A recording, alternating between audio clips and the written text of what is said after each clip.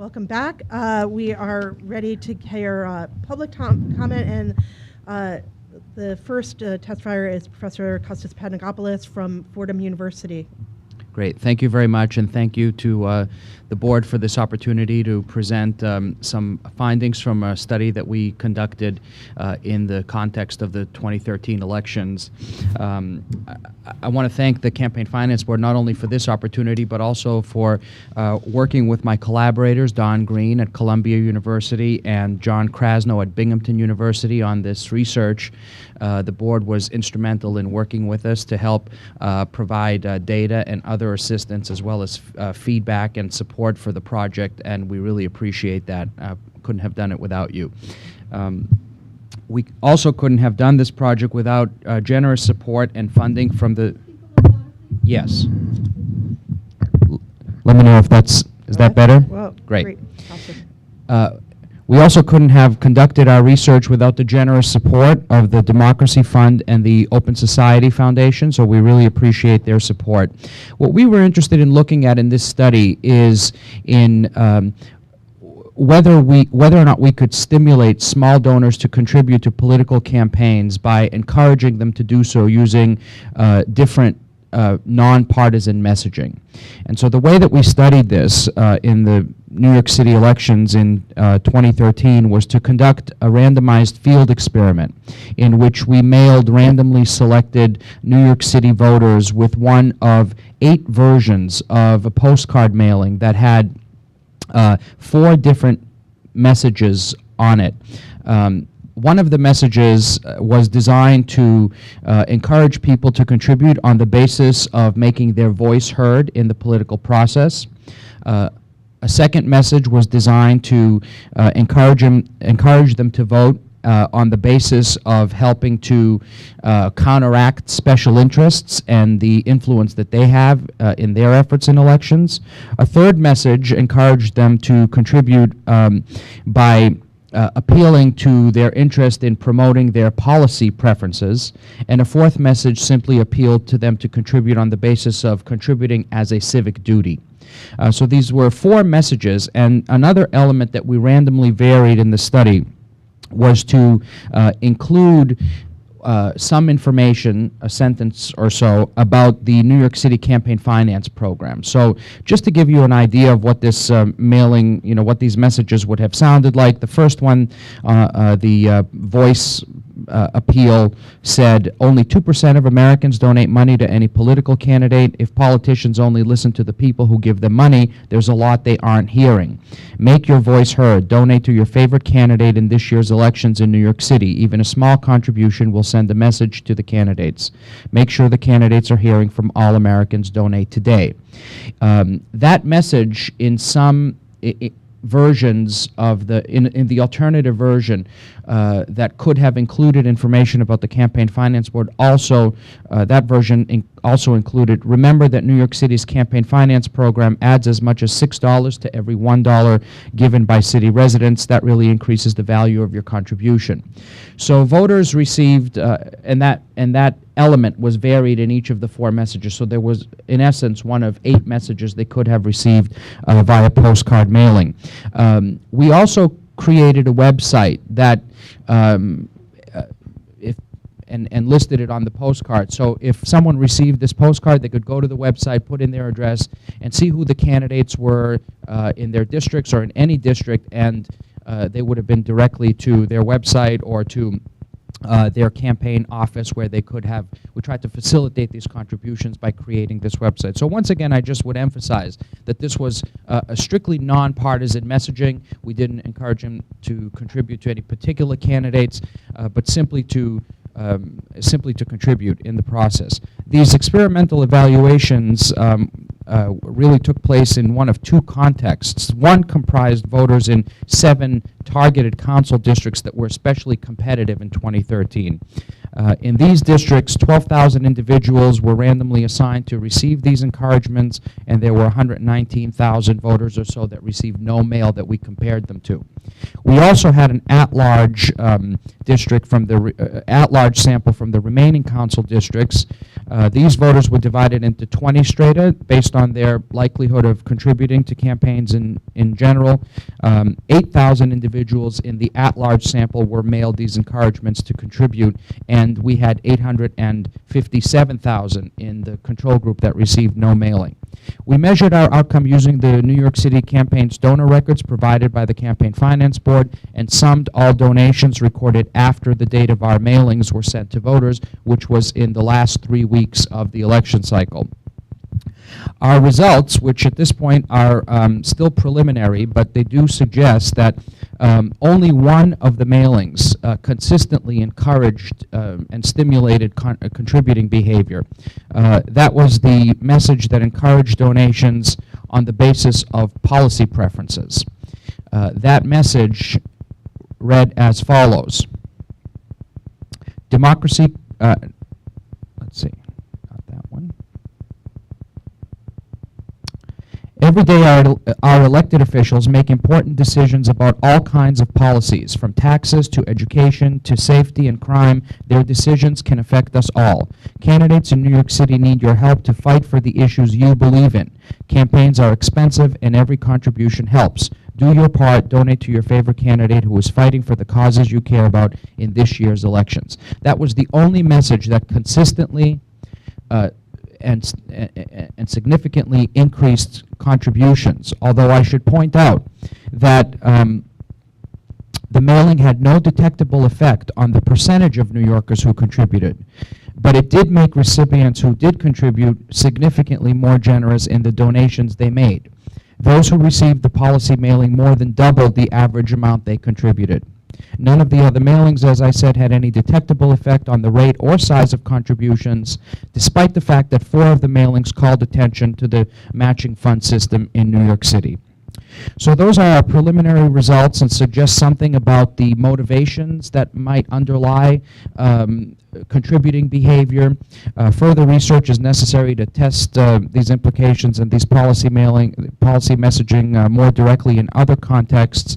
I should add that we conducted parallel experiments in New Jersey and Virginia that included the same messaging, and these are our findings are somewhat telling in that if we're interested in stimulating especially small donor contributions, that the motivations that we try to tap into and the kind of messaging that we use will be very important, because many appeals don't seem to work. And so we need to really isolate those appeals that do work and reach out to voters on the basis of those appeals, at least when it comes to nonpartisan messaging.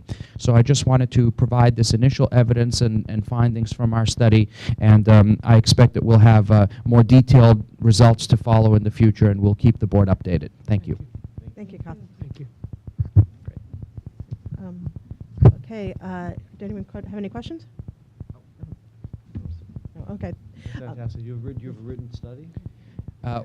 We have some evidence that we can share with you as part of our written testimony, and we'll have a complete report available within the next few weeks. That's fantastic. Thank you. Thank you so much. Our next testimony is from David Coyote, who is a candidate for City Council in the 2013 elections.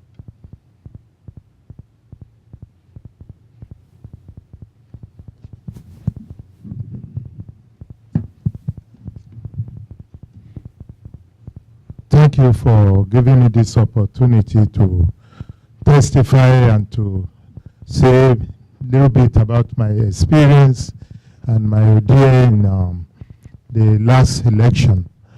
Well, my experience, as I will tell you today, is not an easy one, because I have so many issues that, as a candidate, that I don't expect to experience, because it doesn't matter what you are doing. Once you are honorable, when you're ready to serve your community, and but the way that it comes to me when it comes to raising fund is somehow unbearable, because in the first instance, it takes so long before I can get my hand on my on the matching fund, in the sense that every time, well, what I can say is that probably because of the Sandy, because most of the, when you submit a document that requested by the campaign finance board, even sometimes you submitted it in person, and they might say they don't get it, and you have to resubmit it again, and this continue going until when, and by the time those people that the equipment, they receive their fund, I know they might be a little bit experienced. However, as myself, I'm not new because I ran in the special election in 2011.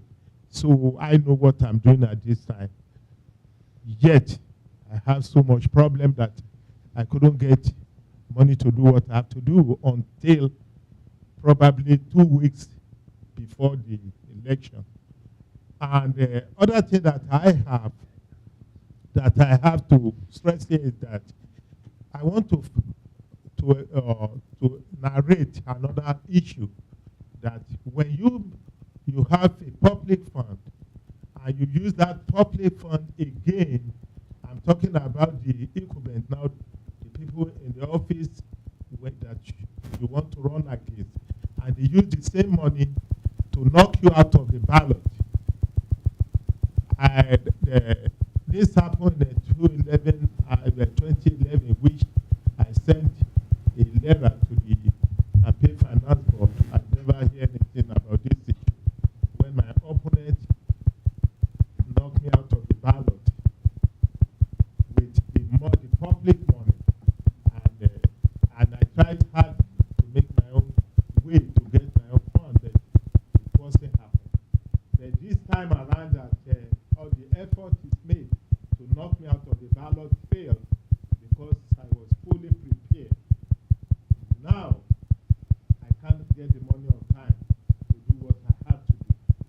So, if there is any way that it will be easy in the part of those people that are just coming to serve their constituents, I would be glad if this thing can be implemented accordingly and put in place. And if there be anything that will impact, that make impact on the newcomer, that will make it easy for them, I would be glad if this body can do it on time. And I really appreciate what campaign finance board did, because they keep mostly the liaison person in the board. She was very eloquent and very helpful. But a tree cannot make forest, because each time we call Miss Anna, she always ready to help us. But she is the only one that we can reach out to on time. And this really caused a lot of aggravation, that we do not have money to do what we do on time. So it will be appreciated if there is any way that the body that's taking care of all these things and make it more easy, or to make more, to get more people that will help us to be able to do what we have to do on time. Because when you call, by that time if you call, you can't even get through. Every time that you call, there's no phone. I have to come here before when I get here, they have to understand that we have to go to another place, and nobody inform anybody what is going on. That, okay, the office is moved because of so and so. You have to go to so and so place. We are so, it was miserable. So in this sense, I did not have a good experience in dealing with the situation as it happened. And the other thing that I asked this question before, because I know that there's a lot of people that been neglected. That is why I mentioned the homeless people. We have, at this time, based on my own research, I know we have at least today we have about 50,000 homeless people in different shelters in New York City. In my own district community board, probably we have about 19 shelters there. And these people, they change time to time. During the election, when you go there before you talk to them, I understood that they send voting registration to them. That might be true. But what good does voting registration does when you give them voting registration, they fill it out. If the next week, they move them to another shelter. And the following weeks, they move them to another shelter. And the election comes now. These people, they cannot vote. So this is of two things that I will suggest.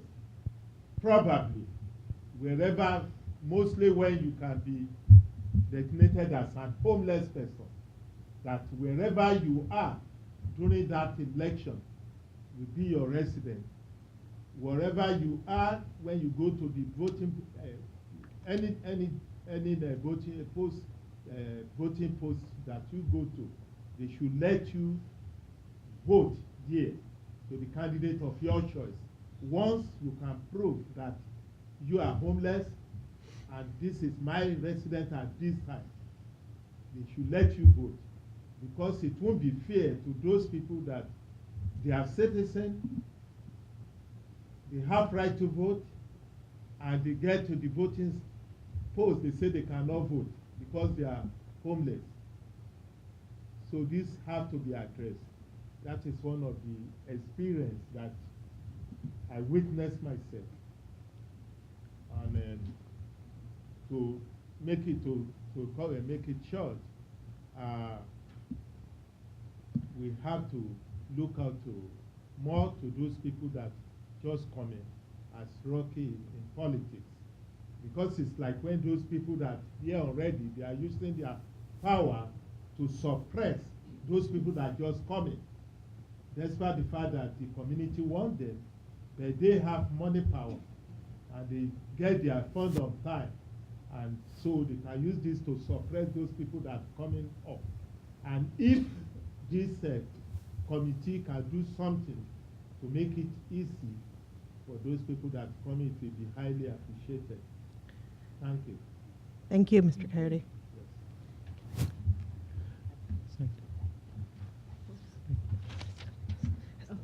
I think I want to address one thing that Mr. Coyote said. I think I just wanted to say that I think being a new candidate is a very challenging task, and thank you for your attempts to serve the people. I think in a democracy you always need candidates as well as voters. But I will say that I've been on this board now since 2009. And I've gotten to know the people on the staff. I've seen them in action. The complexities that you have as a candidate are mirrored by hundreds of other candidates. And then for the staff who are actually trying to work with these hundreds of candidates, it's also similarly complex. And the complexity was made much more difficult actually by Sandy. Which threw, I think, their operations into a little bit, create some really unique challenges for us. And that things may not have been perfect, but I will say that from my experience that my dealings with the staff, especially in candidate services, has been that they've done their utmost, they've done a phenomenal job. I'm really proud to be on this board because I'm proud of the staff. And I think there always room for improvement, but I just wanted to make that comment in favor of the people who work for the people of New York in this important function. Yes, sir. Thank you very much. I know what there's a lot to harvest, but the servants are few. Now I'm just appealing to the people in charge to provide more servants to the vineyard, so things will be easy for everybody. The aggravation will be eliminated or reduced. Great. Thank you so much. Thank you very much. Our next testifier is, we're going to go to the next testifier. Thank you, Mr. Coyote. Thank you. Thank you. Our next testimony is from Jean Similian. I hope I'm pronouncing your name right, Mr. Similian. From candidate for City Council and Council District 45 in the 2013 elections. Thank you for New York City Campaign Finance Board, because I did receive matching fund. That was great experience for me. And also I appreciate Miss Hannah, assistant. She was very helpful. The only thing I could say that it's just a statement. In order to make the race more competitive, so I'm suggesting that the CFB will allow the candidate, after being on the ballot, to obtain at least a percentage of his matching fund. Because the incumbent has an advantage. We received the money late, so just like Mr. David said, we didn't have enough time to compete. But at least if we have a percentage or the percentile of the fund, so we're able to get more competitive race. So it just, to me, just a statement I would like to encourage the board to do. Thank you. And I say thank you very much. Making the funds available earlier is what is. Okay, thank you. Is that, yeah. Okay. Okay, thank you very much. Thank you. Thank you so much. And because two people have mentioned her and she's sitting in the back, I'm going to ask Hannah Agerton, who's even was like commented favorably that, and all our candidate services staff really do a great job. So thank you. Our next testimony is from Greg Mays, who's candidate for City Council District 21 in 2013. Welcome, Mr. Mays. Thank you. Okay, so good afternoon. I'm Greg Mays, an unsuccessful candidate for the District 27 Council seat in Jamaica, Queens. Again, thank you for the opportunity to just sort of share some thoughts with you today.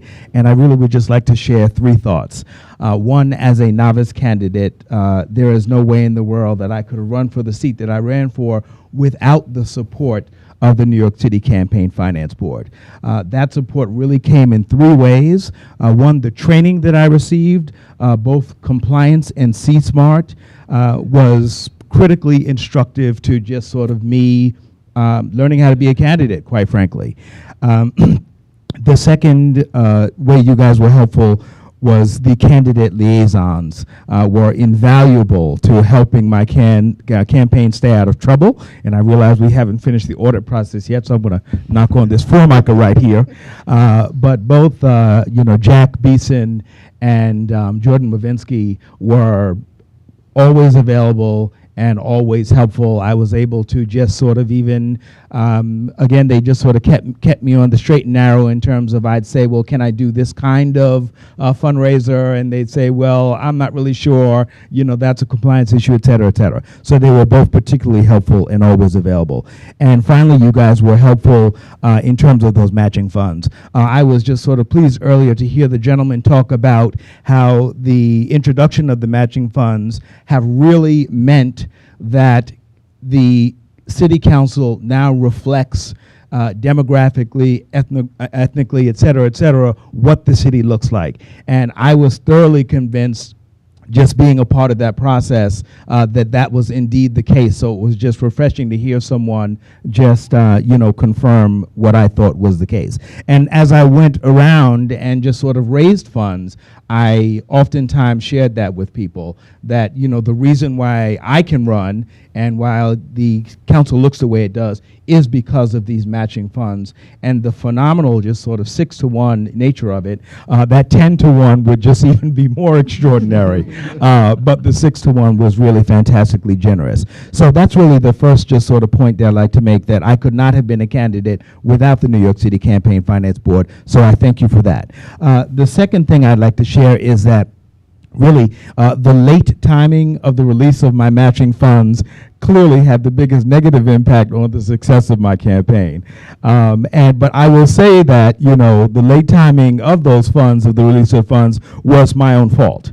You know, there were, but, you know, the Campaign Finance Board being as helpful as it was, you know, I don't see why you all just can't go a little tiny bit further to really just sort of help candidates like me, a novice candidate, just sort of make the mistake that I made. And it would also just sort of mitigate against the impact of that sort of mistake. So one way I think that a change that might be helpful is the appeal process. If there is some way so that if you're coming up against a particular, whatever you call it, determination to date, if you submit your documents, if the appeal process could actually take place and be resolved, if you will, prior to the release of those funds, it would be tremendously helpful in not giving someone who was more successful in just sort of getting those matching funds the edge, if you will. So I'm not sure if I'm just sort of totally making myself clear, but if the deadline is, you know, February the 5th to submit your documentation, and there was a window within which your liaison or whomever, the board could come back and say, well, you're missing A, and the opportunity to just sort of address A before the funds are released would be fantastically helpful. As it is now, you know, okay, you missed the first deadline, let's try to make it for the second deadline, et cetera, et cetera. Particularly as you get close to the election, that is when it just really, really just gets scary / you know, whatever we want to call it. But as you get close, those deadlines are just, they're critical. You know, when you miss one of them, you almost like, wow, this could be the end of my campaign in terms of the advantage of the timing. So there's an opportunity, I think, to just sort of make a couple of changes there in terms of the timing of it, to really to make those matching funds even more impactful for all the candidates and stuff. And then finally, the third point that I like to make is about sort of a candidate school, if you will. And I will say this, that, you know, most first-time candidates lose because they really don't have a sense of the sweep / rhythm of the entire campaign. And if you had that, then it would make a huge difference in how you just sort of, you know, conduct your campaign, you and or your campaign manager. It's so it's interesting because I don't necessarily, you know, I'm not trying to shift, you know, the entire burden of my just sort of ignorance, if you will, onto the Campaign Finance Board. But, you know, you all are doing such a fantastic job in helping people run. Just a small step or two would go even further in having a tremendous impact on the competitive landscape of electoral politics, because candidates would have to rely even less on clubs and unions and that kind of thing. And not to suggest that those are bad things, but they are certainly things that, you know, organizations, that's entities that can give an advantage to a particular candidate, particularly when they're up against novices, as I guess we'll always have when their term limits just sort of put in place. So, you know, other than that, you know, it was really, again, I don't know where I would have been without the Campaign Finance Board. I only wish that the New York City Board of Elections, and maybe this last thing, this campaign school, is something that, you know, you guys can do in conjunction with the New York City Board of Elections, because quite frankly, I'm not really sure. I still don't know, you know, what they do and the role that they play in helping, you know, folks run for office here in the city. So with that, I'm certainly willing to just sort of answer any questions that you might have, or else just sit down. Well, I have a question. So, are you familiar with Khan Academy? Yes, I am indeed. Right. So, in terms of your campaign school, is this something that, for instance, we could have Dan Cho provide us? So we have Cho Academy, and it could be on YouTube. Yes. And you could then refer. You could watch to the it. episodes. Absolutely. Exactly. Then your treasurer and others could do that. Yep. Well, We're Dan, gonna make a TV star out of Dan yet. Watch out He's now. a very photogenic guy. Yes. Who gets lots of compliments from candidates. I'm sure he'd be delighted Yeah. to have Cho Academy. Yeah, that would be fantastically helpful to be able to watch those videos. And I use as an example, we used, the campaign used Nation Builder. And Nation Builder has videos on their site that address just sort of different topics, if you will. But I think that would be a fantastic use of the internet in particular. Thank you. Thank you. Thank you very Okay. much. All right, thank you. Our next testifier is Ben Max.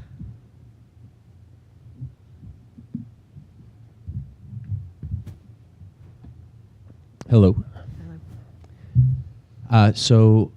First, thank you for having me, and also I commend the Campaign Finance Board and all the work that's been done over the last several years to reform things and the way things are done in city elections. I've been in touch with Eric and with Matt and with Bonnie a bit over the past year or so. I started a website, DecideNYC.com, about a year or so ago, to fill a little bit of what I saw as a void in something that one of the first, Michael Malbin this morning mentioned about having more in-depth candidate information up on the web. And so when I look back at some previous election cycles, and I was starting to notice how many candidates were declaring for all these different city council seats and others, I thought that there was a little bit of room for more detailed profiling of what candidates were doing. And so I understand that the Campaign Finance Board is perhaps a little bit hamstrung by being a government agency and not being able to really add subjectivity to creating candidate profiles. And with NYC Votes, it's very much in the candidate's own words. And so, there could be a little bit of an issue there, but I think that there is perhaps room for what Mr. Malbin suggested this morning, which is expanding what the Campaign Finance Board does with candidates for office and their profiles. I'd be happy to further discuss that, at another time. And I also think he mentioned the Columbia University project under Esther Fuchs, the who'sontheballot.org, which I'm sure many people are familiar with, and the tool that's available there. Perhaps there's room again for merging a lot of these things and creating, even a more robust service. So that's one thing. The second thing is I'm a former teacher, and I want to echo what the representatives from the League of Women Voters said earlier about civic education. I think that that's really the biggest need here is, if we want the Campaign Finance Board and many candidates and community groups do amazing work to try to engage people, but we still see these really low turnout numbers. And so to me, so much of that goes back to what we're doing early on in people's lives to engage them with their communities, engage them with politics, engage them with government. And so, again, perhaps I know that NYC Votes has done some programming in schools, and I know that it's on a smaller scale, but it's good whatever scale that is.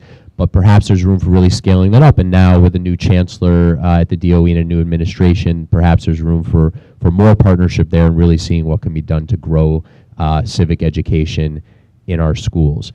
I think that in that regard, yes, there can be lobbying done, and I know that there's assembly members, I believe, who've put bills forward to push what's legally required for civics in our schools, and I don't think any of that has come up for a vote yet, but I think it's on the radar. I believe Assembly Member Linda Rosenthal has a bill to that effect.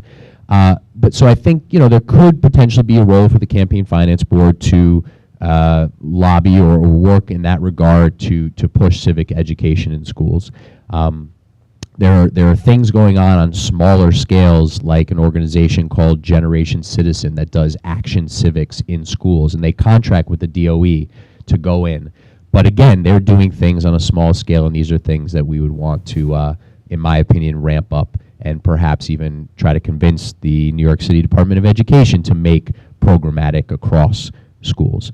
And the last point on that is, I have other suggestions as well and other ideas, but in the interest of time, the idea of wanting to create an engaged citizenry, and O'Brien was correct before, I think, in my opinion, in saying that we don't just want an increase in voter turnout, although that would be nice. We want informed voters turning out, and so we want to provide opportunities for our young people to do these things early on, I think, and that's where the Action Civics comes in, and that's where, again, and I can attempt to do this on my own, but I also think there's room for pushing perhaps the DOE to create more programmatic student government, student councils in schools across the city, and have those feed up in almost a model of how our government works as a representative federalist system to do that with student government.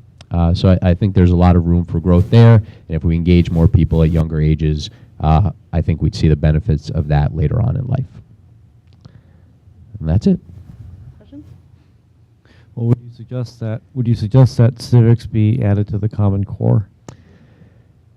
So the Common Core has literacy in social studies. You know, the Common Core is broken down into mostly math and literacy standards, but there's literacy in social studies, and there's it's quite a list that it seems like you're at least somewhat familiar with, and so there's some things in there related to citizenship, but when New York State decides on its actual state-mandated courses and its state-mandated curriculum, the representative from the League of Women Voters was correct earlier that it's these small pieces, and most of it's just about learning the branches of government and things like that we all know about that happen in schools, but it's not actually about doing, it's not actually about connecting with your community. And again, not to I didn't come to promote Generation Citizen, but one thing that Generation Citizen does is they come into schools, and the program they do is they have students identify a problem in their school or in their community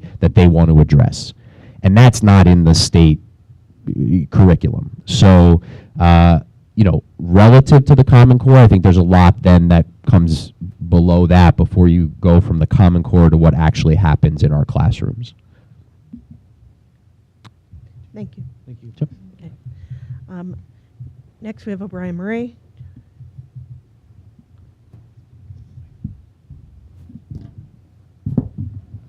Good afternoon.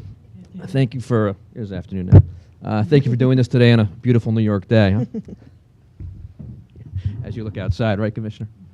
Raining now. I also want to welcome the new chair today. I think it's interesting that and appropriate that here we are sitting reviewing what's taken place in the past election while you weren't on the board, but yet we're a New York City resident and very much aware. So it's interesting to, I'm sure from your perspective, to hear all these pieces now that you may have not been either 100% aware of or as informed as you might be today from the candidates and other people here. So welcome. And I wish you luck with what you've got to carry on here. Thank you. So thank you. And I also want to commend the staff. I know a lot of times, whether it be on Twitter or when you see people, there are issues that come up and the staff has questions on things. But I think the team itself may be terrific. And it's just a question of how the team, the commissioners and the team, can work together going forward to do the right things that need to be done in the city to be a benefit to the elections, and not, dare I say at times, and I've said this publicly before, where I've accused the board of almost being a third party at times. If there's many more than two parties in this city and the state at times, but when you look at the Democrats and Republicans, there are decisions I feel this board may have made that have made them actually another party, which gives them tremendous impact on the elections. Instead of just opening the doors, they've actually been closing doors and had an impact. And I'll go through some of those points now. If you look at, again, just the mayor's race for right now, back in 2009, this commission made a decision to permit candidates that had raised money for the mayor's race prior to the term limits issue coming up to keep those funds. That in itself created an unlevel playing field for future mayoral candidates. Ironically, the candidate that is now the current mayor was somebody that it was detrimental to at that point because he'd used his funds for public advocate. But when you look at that, that left Christine Quinn with the opportunity to not have to raise as much money as a city council's member. What this board should have done is required at minimum, or possibly for those funds to be returned to their donors and not let them keep them for 4 years in an account to run for the mayor's seat, or at minimum then not permitted the matching funds to be part of that effort. And I think I point that out because 4 years ago when people donated to her to run, things were different possibly. They may have not wanted to donate for matching funds, who knows what. But once the money is in the candidate's account, it gave them a leg up for a lot of other people. And if you look at some other decisions throughout here, it was mentioned today by the League of Women Voters, the Liu decision, I think, had a major impact on the outcome of this election. If you look at a candidate that won the Democratic primary with barely 40%, had Liu had half of the matching funds that he wanted, had Liu had 3/4, whatever those numbers would have been, this election could have been very different possibly because there would have been a runoff. You would have had a greater, you're worried about percentage of turnouts and impact on the voters impact on an election. Had there been another party involved, in this case, Liu's campaign, with more money, turnout would have been greater in the Democratic primary. You would have had a runoff between de Blasio and what appears to have been Thompson at that point. But what this board also did was they then decided, prior to the Board of Elections issuing any statement about where the election was on an official basis, where the count was going on, this board decided we will not let Thompson at that time spend any monies he raised, if I'm not mistaken, and the matching funds that he had gathered for or was entitled to for the runoff. In effect, what that did, because the runoff window was so small, was this board took away any opportunity for a runoff. They themselves, the members of this board, with their staff's advice and insight, made those decisions. I have talked to people at the Board of Elections and asked, was there any back-channel conversation took place between these two boards where you may have had more information the public was aware of, possibly two city agencies talking of some sort? I was ensured that no, none of that was done. So this board was operating on the same information that I had. And you had a candidate that barely broke the 40% threshold, and then the rug was pulled out from under his opponent for a runoff. So there's major issues there, I think, with what was best for the city and this board deciding. Additionally, when you look at the Spitzer-Stringer race, because of the deadlines required, and I understand candidates want the money earlier, so there's got to be a balancing act here on some of this, Scott Stringer determined he was part of this process, was never not going to be part of it in his case because he was not a potential self-funder. But he said, yes, I want to participate in the matching funds. Once he signed that piece of paper, he couldn't get out of it, but yet after the deadline occurred here, Elliot Spitzer decided he wanted to run for comptroller. He went out and petitioned and got on the ballot. There was no out from my conversation with Scott Stringer and other people for Scott Stringer to say, if Scott Stringer was in fact potential to be a self-funder, he never could have gone head-to-head with Elliot Spitzer if he so chosen, because your deadline superseded the Board of Election deadline for submission of petitions.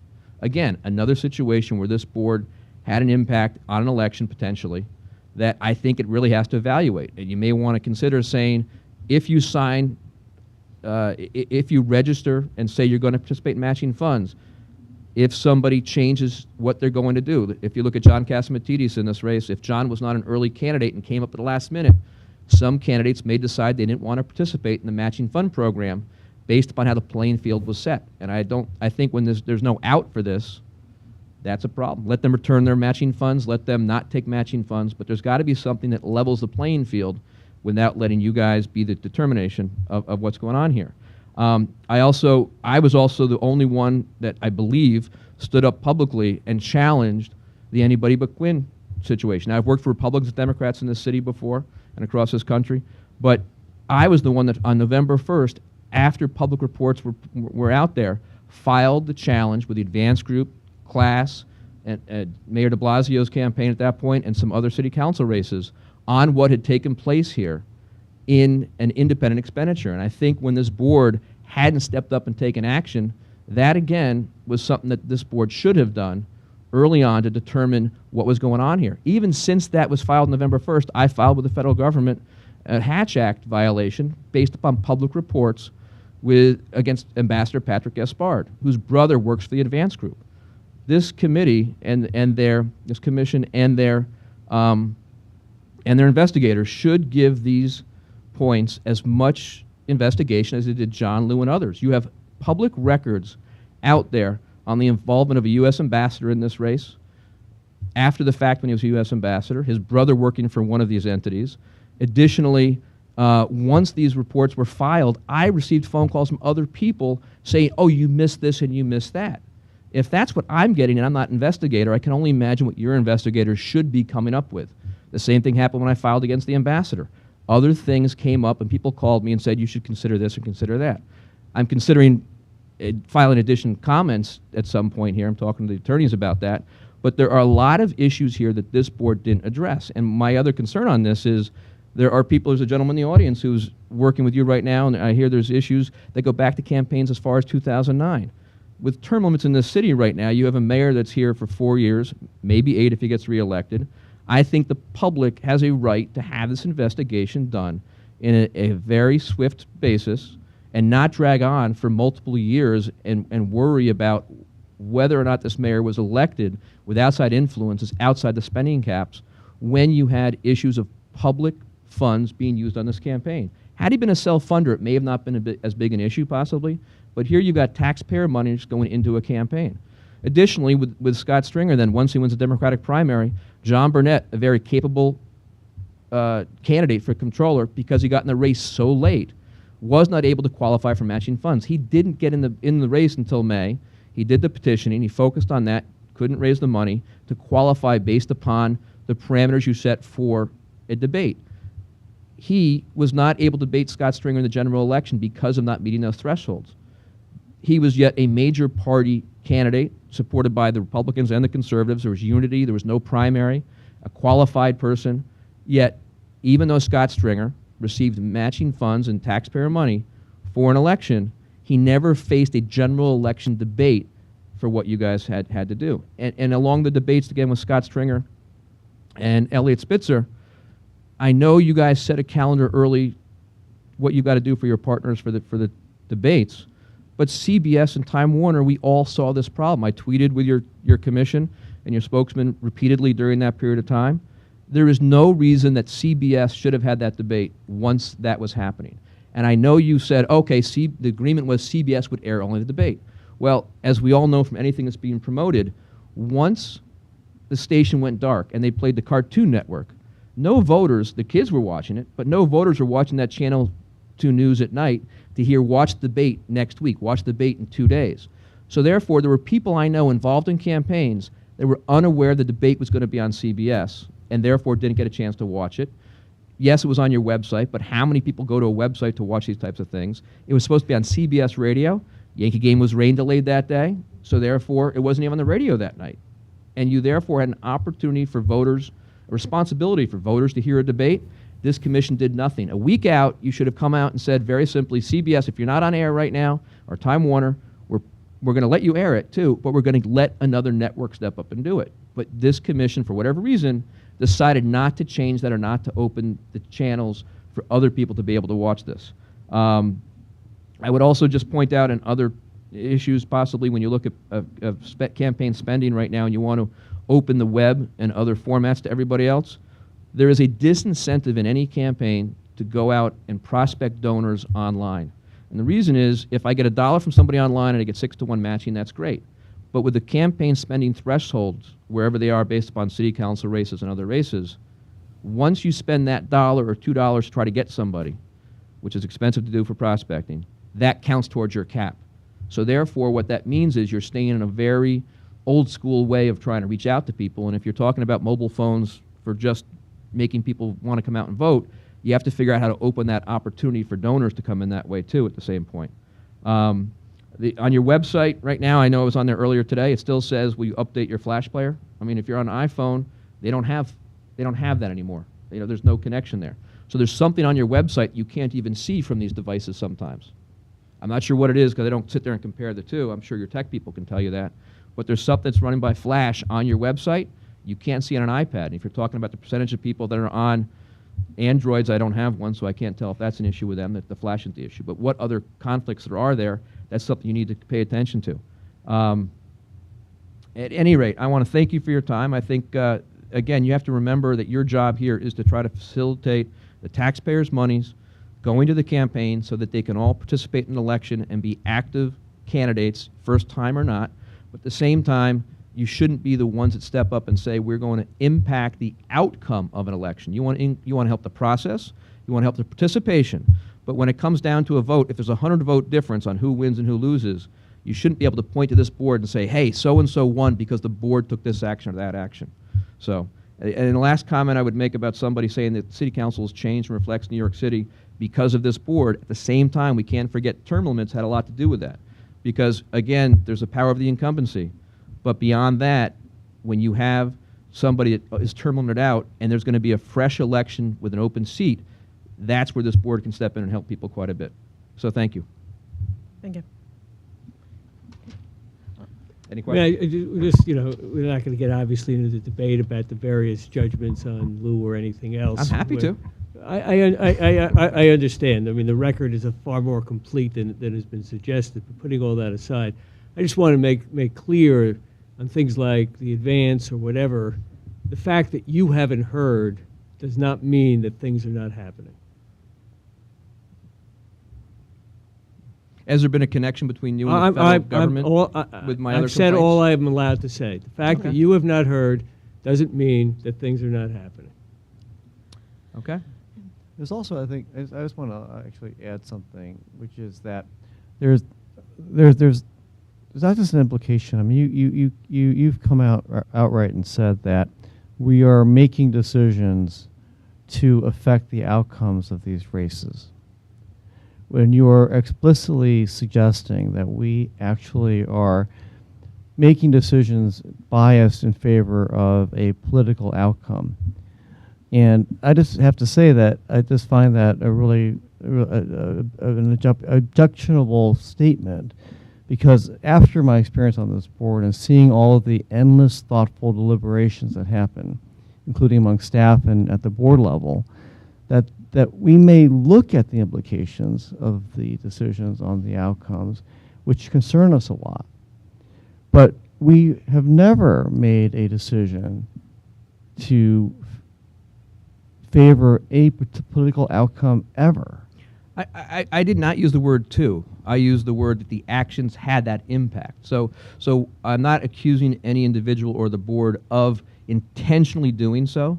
But I think when you look back at the actions and what they are, for instance, Of course they will. I mean, of course, we're dealing in issues which are about campaign finance, and by their very nature, we're going to have decisions which are going to have outcomes, and they may or may not adversely affect a candidate, but we're going to make those decisions, and that's our job.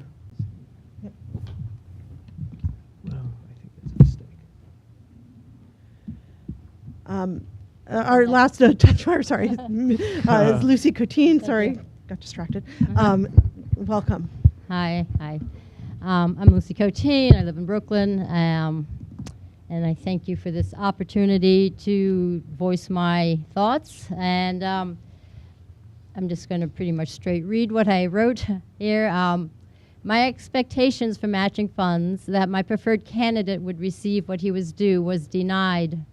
And for that, I believe there was a terrible failure in the matching funds program. Financing campaigns is meant to help level the playing field for all candidates who can meet a certain criteria. In order for it to be successful, the Campaign Finance Board must be an objective body that distributes funds to all who meet this criteria. The CFB cannot be a tool for discrimination. Unfortunately, in this past election cycle for mayor, we saw an inappropriate and possibly illegal response to one candidate who had received widespread support for his candidacy through New York City and beyond those borders.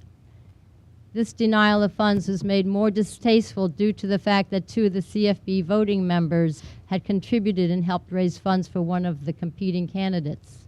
Those two members should have recused themselves in the decision-making that denied matching funds for mayoral candidate John Liu. Because John Liu was denied his due matching funds, he was unable to compete in the use of advertising and mailings that other mayoral candidates had access to. John Liu's campaign was suspiciously targeted and unequally investigated. Other candidates had questionable practices that included illegal bundling and PAC contributions, but they were not targeted for investigation. The CFB amplified the unfair treatment of one candidate by denying him the matching funds that are paid for by the taxpayers. It was not up to the CFB to find a decision that was independent of the courts. The taxpayers were denied the proper use of their tax dollars, and the results of the election were unfairly manipulated because of this denial. Some very minor infractions were found in Lou's campaign. Many people in the city have asked what the motivation was to conduct a secret investigation into only one candidate.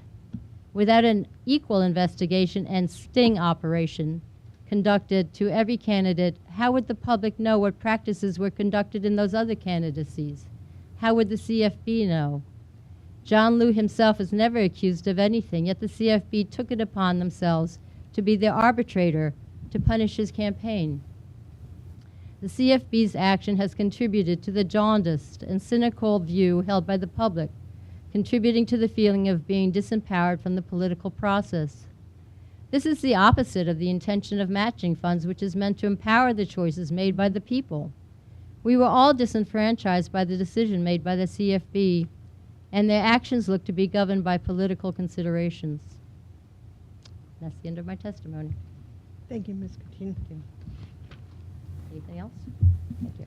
Okay, we have one very last person. It's very late. We were supposed to end at 1 o'clock, but Mr. Is it Reginald Sweeney? Sweeney. Neither. Okay, thank you. Happy New Year, everyone. Okay, my name is Reginald Sweeney. The campaign was Sweeney 2013. I was a first-time candidate, and it was very, very interesting. I thought construction was a little dirty and corrupt, but this game is a little different, has its own problems. Today, I want to just make about 3 or 4 quick points about my experience. And my experience was as this. When I first came to campaign finance, the information, the training, the buyer beware type of letting people know what could happen if you misappropriate funds and how to get on C-Smart, how to log on to State Board of Election is one of the best things that I've encountered as far as just taking on something new and having it help me be informative.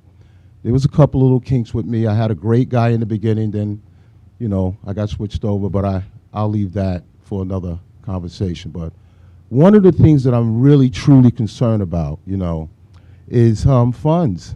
I mean, I felt once I got going, at one point, I got a little frustrated with something that took place, and I didn't even want the funds. I wanted to bow out of the program because you have a cap on how much funds you can raise before matching funds kicks in. I'm not sure of that, but I think that's crazy because I feel that if a woman that is 70 years old and she goes into a nest egg and give you a $20 contribution, if you get whatever contribution somebody contributes to your campaign should be matched.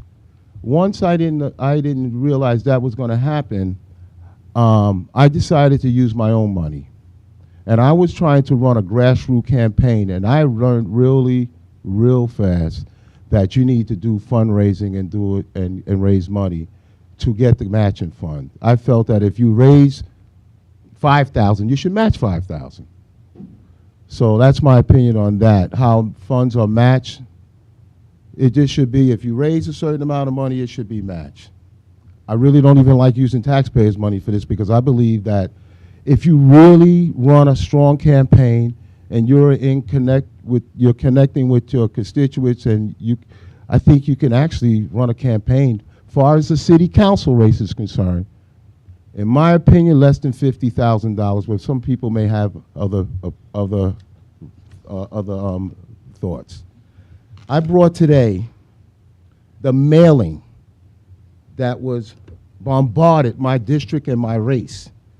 We've had 5 candidates running my race, and the mailing, when I counted on the train, I just did an average of each mailing to every constituent may cost you no more than $6,000, but the most $10,000 or a little less than $6,000, because I found that out when I went to go mailing at the last minute, it was a lot of money. So you got $600,000 worth of mailing right here for a city council race.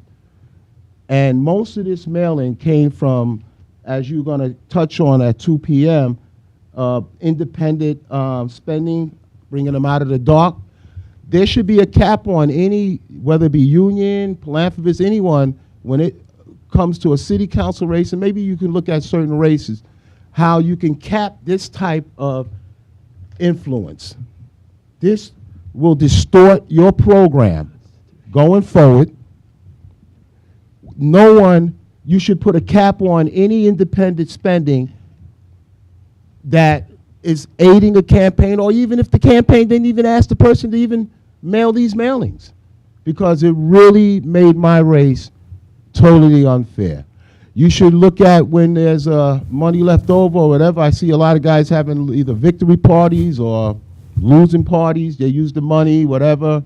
That should be taken out of the program right off, because it should be just for reaching the constituents, plain and simple. So the mailing really was a problem for me. But I'm really concerned about when you get your matching funds. You know, I didn't get a chance to receive matching funds, and once I was learning and I was getting along and I was learning as I go, my frustration came where, you know what, if I wanted to opt out of matching funds program, is there any way that somebody could say, you know what, you didn't give me a dime, I did the disclosure forms, I did everything, I don't want to be in this program? Is it some kind of cutoff where you can say, oh, you know what, I'm thinking twice about this, and I don't want to participate, right? Even after the disclosures and everything like that.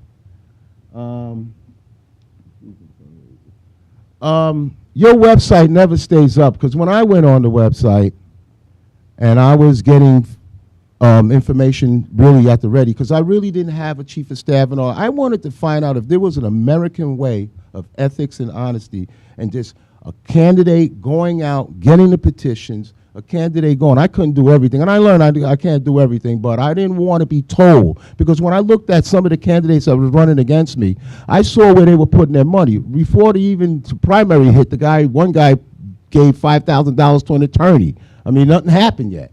But at the same time, at the end, we had a runoff, there were some issues, and the votes were counted. Then the money, I saw a little light on how if you needed an attorney or if you was challenging the vote, the numbers, that's when that would help them out. But that was done way before that, so maybe he gave a retainage. I don't know how they make out the money or how these guys do what they do, and a lot of people a lot more experienced than me. So that was one thing that really worried me. So, you know, I just would worry about this. You should put a cap on any outside unions, whatever, on that.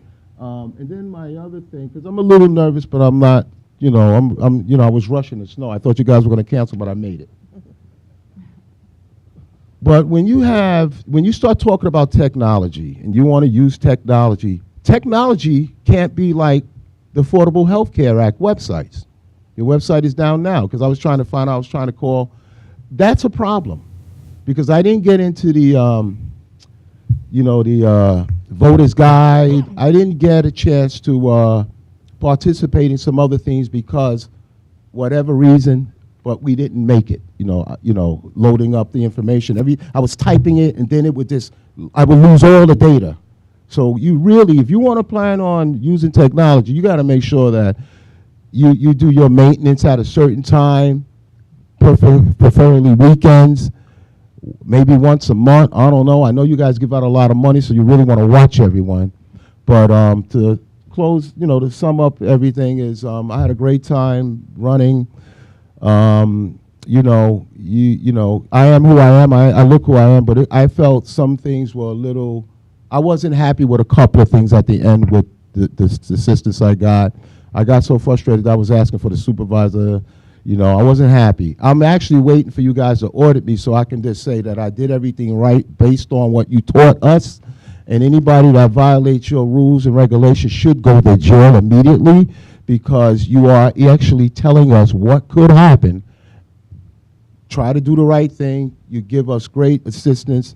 The taxpayers should know that you mean well, but I really, really think going forward, the way the city has changed, what's the mayor's slogan now? The tale of two cities or something like that? Well, your politics has a tale of the rich. God bless you guys, and please, trust me, I had a wonderful time running, and we shook them up in Brooklyn, and I ran against a machine. And one last thing. I just saw something on New York where the city council has a new speaker. You should look at how you have loopholes that you should close out so people cannot use money and move money around and do all of this and basically tighten up your belt. But if you raise a dollar should be matched, because I raised enough, hell to, if I got out 2 mailings, my 5% numbers would have been a lot higher. And, thanks a lot. I made it. Peace. Thank you, Mr. Sweeney. Thank you, Mr. Sweeney. First, we have Ms. Zeta Udine, who has provided us with written testimony, and on the board has been provided with us. So welcome, Ms. Udine. Thank you, everyone. I'm so proud about to be here and working with Campaign Finance Board and with the Board of Election. I think this is the first time Bengali translated in the ballot, 61 polling booth in Queens. We are so proud to working with Board of Election, and we got what we want. Thank you. My name is Mazeda Udin. I am community leader and activist working at the challenge facing South Asian American community in a variety of areas, including education, employment, poverty, worker rights, voting rights, generic and healthcare and immigration issue. We speak New York City voter education in the context of engaging people for all diversity, faiths, cultural and nationally. These are rights, election, representation. The New York Election Board in constantly changing. Asian American are now the fastest growing racial group in the city, and newly naturalized citizens greatly benefit from Section 203, the Language Assistance Provision of Voting Rights Act. Throughout the 5 borough interpreters as full size are greatly needed, as so voters limited English proficiency will be able to cast their vote. Minimum cultural input and listing various Asian American growing segment electoral with the large population first time voters and foreign born natural US citizens. Nearly 4 out of 5, 79% of Asian American polled over foreign born natural US citizens, 10% because of citizens within the past 2 years. Language assistance and bilingual ballots are needed to preserve access to vote of New York City in 5 boroughs. More than 1/3, 37% of Asian American voters polled or limited accent proficiency LAP, defined and speak English less than very well. Out of 5, 18% respondents identify English as their native language. Among them, different Asian ethnicity groups polled Korean American had the highest concentration of LAP voters, with more than half of 67% identify themselves as LAP, followed by the Vietnamese American 59%, Chinese American 55%, Bangladeshi American voters are 45%. As that the Asian LAP voters need help, they do not know the basic information of election. For this, more efforts are needed regarding education, them observe issue of the language, especially in language assistance required under Section 203 of the Voting Rights Act. They need to be educated how, when, how register, who is eligible, when elections are, when primaries are how to vote, who is running, if interpreters of translated materials are available, and whether they are bringing someone with them to help them vote. The Campaign Finance Board published the New York City Voter Guide. It was translated into Bengali but had many errors in it. I bring that this voter guide, which has to be corrected. And inside that, yesterday I took that staples, and they said election board has to be authorized to copy it. Interpreter and translated materials must be provided to LAP voters to Section 203 covered poll site. Even if a poll site is not legally covered under Section 203, the board should recommend request by community-based organization to stop certain poll site with interpreters. All voters should be made aware of the fact that they can be assisted by person of their choice inside the voting booths if they cannot read English or otherwise need assistance. Many voters and poll workers do not know this. Voters and poll workers need to be educated on this provision of law, Section 288 of the Voting Right Act. I'm just finishing that. I'm not going to more finished, but has to be corrected. The voting right observation has to be last page. The language of the observation about the existing voter guide. The language of the voter guide is lengthy and complex. It needs to be simple and easy for the voters to understand it better. Also, there are mistakes in translating in the guide. The main focus of the guide should be educated to engage the immigrant voters in the voting process in an easy and simple manner. Number 3, they need to be educated on how, when to register, who is eligible, when election, when primaries are, how to vote, who is running, if interpreters of translated materials are available, and whether they can bring someone with them to help them vote. These are the things we should be given top priority in the guide, not the candidate's profile. A total new guide is needed to fulfill the purpose where voter information should be given main focus and photos and sample ballots can be used to make it easy. Candidate profiles should not be included in the guide. Profiles can be given as a separate booklet in fold times. This will be make the guide handy and useful to the voters. This guide should be general guide to be used in all the elections that are held in USA or New York City for all the voters. Thank you. And recently, we established in ASAL organization new immigration manual book in Bengali translated in 8 languages. Bengali was one of these, and I think we can help translated election voter guide. If you're giving us the chance, we can do that. Thank you. Okay. Thank you. Our final testifier. I'm sorry. Did anyone have questions? I'm sorry. No, we're done. I don't think anyone had a question for. Thank you, Mr. Dean. Our final testifier is Steve Kramer. Welcome, Mr. Kramer. Thank you. Did everybody hear me okay? Mm-hmm. I'm going to be brief here today, and I plan to submit some testimony. I just got back from Albany, so it's been a rough day. This past cycle, I worked with 36 of the winning 51 council members. I indirectly or directly helped that number of people. We do 59 members of Congress with my firm get out the vote.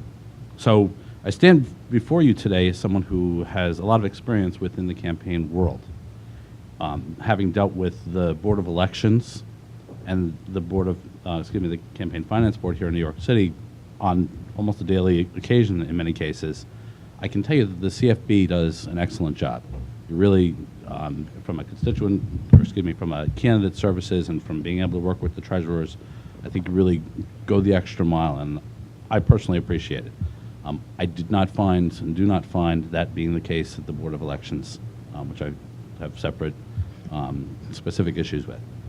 The integrity of this board, I think, is unquestioned. I think the backgrounds of each of you stand not only on paper but in practice, both on an investigative side as well as on an ethical side, in being able to root out different things that are happening, be able to give advice to people to go ahead and follow the rule of the law as well as the spirit of the law. However, I think that there is a lack of campaign experience. And when I say campaign experience, I don't mean from an oversight perspective. I mean from a being in the industry, knowing exactly what to expect, what loopholes they're looking at or trying to use in order to be able to circumvent the law or circumvent, let's say, upcoming law, which might be practiced more in Albany. It's frustrating to me sometimes because I think that there is just a minor gap in having someone among your board that you can all refer to and say, geez, how are they going to get bias on this one? Well, what can we do to prevent it? To that end, I'm sure other consultants would do the same. A quick call from any of you to my office, and I can assure you you'll get a call right back on anything you're looking to know regarding anything that's going on within your purview. Third, and this will be my last point of the day, is I think that because not just of the outside money that has come into New York politics, but because the continued flow of what will be in the next cycles to come, I encourage you strongly to raise the amount of money that is available to candidates, both in its level, maybe to get them up to 250,000, which I think would be a modest raise, but also to award that money a little earlier. There's a real rush to spend in that week before the primary because, quite frankly, sometimes you're administering that money on the Thursday or the Friday beforehand. Because of that amount of cash flow, I think that treasurers get overwhelmed. I think that a lot of times the different consultants who are out there or different other people who are working on there don't even know if they have a job on the Monday beforehand because they don't know if they've got the money to pay people. So I think that and I know you have a schedule of how those payments go out, but maybe to back it up a little bit if you could, so that way as soon as someone does make the ballot and is certified to be the candidate, they get their first payment or whatever they may qualify for. I'm open to any questions.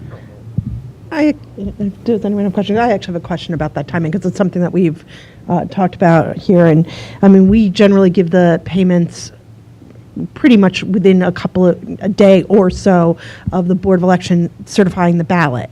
And I guess, so, I mean, not everybody qualifies on the first payment, of course, but, the majority of candidates get their money that first payment. And I was wondering, are you talking about earlier? Because it's hard to decide who to give money to at that point. I mean, it sometimes just, they don't even know if they're going to get approved by you sometimes because of whatever's going on with their specific issues on their particular reports.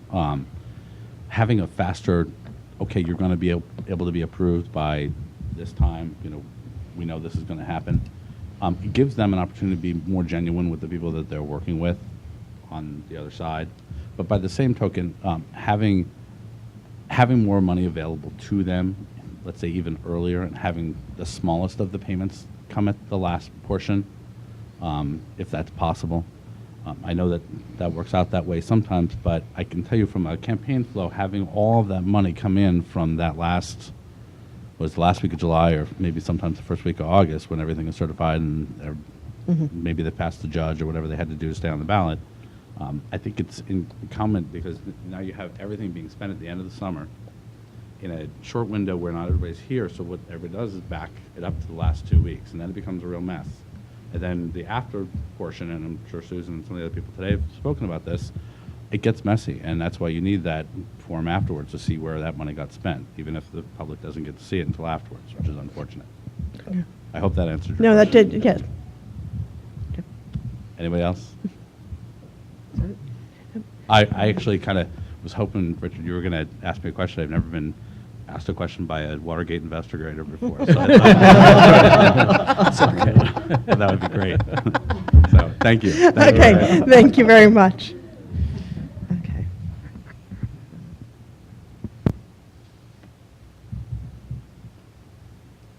So that concludes our hearing. Thank you for everyone who testified, all the panelists and the board for their attention, all the people who sat in the audience all day. And I think we've learned a lot and we're able to proceed to prepare our post-election hearing.